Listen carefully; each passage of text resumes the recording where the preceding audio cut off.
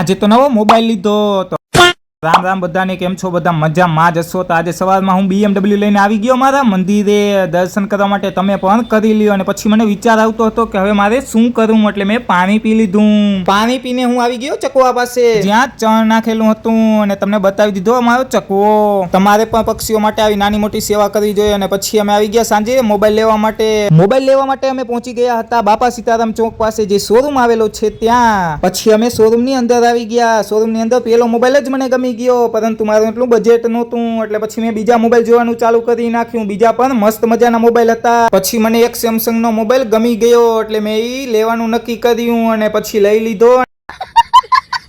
Mobile લીધા પછી અમે આવી ગયા કવર નખવા માટે, અને પછી અમે આ કવર નખવી દીધું. તમને કેવું લાગ્યું કોમેન્ટમાં લખી નાખજો. અને પછી મેં આઈફોન નું બચ્ચું જોયું જે નાનું હતું.